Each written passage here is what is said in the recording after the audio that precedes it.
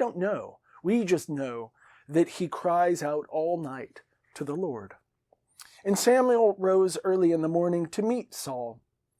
And it was told to Samuel, saying, Saul has gone to Carmel, and look, he has put a monument for himself, and has turned about and passed onward and gone down to Gilgal. Okay, so now this is the next step.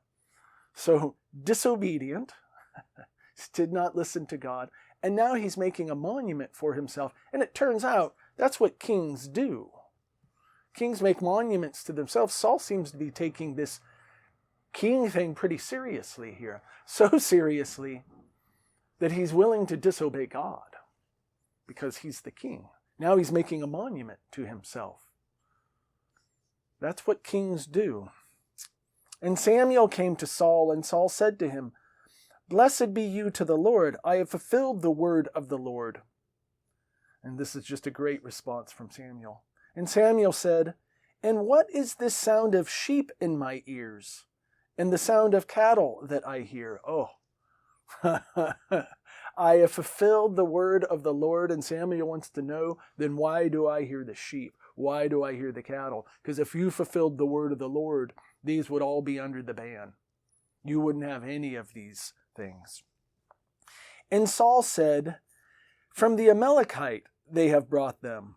For the troops spared the best of the sheep and the cattle in order to sacrifice to the Lord your God, and the rest we put under the ban. There's a line for you.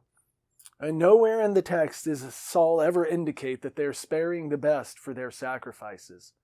I think he understands that Samuel's not happy.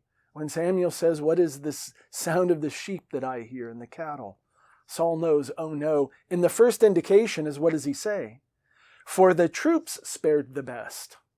There's that shifting of the blame onto the troops. And and earlier, the text makes it clear that it's the verb is associated with Saul. And now what has he done? Well, the troops did this, but good intentions. They just wanted to make sacrifice to the Lord. And Samuel said, Hold off, that I may tell you what the Lord spoke to me this night. And he said, Speak. And Samuel said, Though you may be small in your own eyes, you were the head of the tribes of Israel, and the Lord has anointed you king over Israel.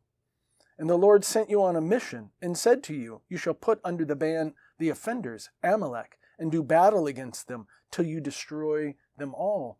Why did you not heed the voice of the Lord? For you pounced on the booty and did evil in the eyes of the Lord. Here's that great moment. Though you may be small in your own eyes. Remember, he's from the smallest tribe there. Saul hasn't really thought much of himself previous to that. But notice what we just saw. He says, though you may seem small in your eyes, though you don't take yourself for much, except what has Saul just done? He just built a monument to himself. So Samuel's going back to the beginning with Saul. But he says, now, even though you don't consider yourself much, you're the king of Israel. And now that you're king of Israel, you have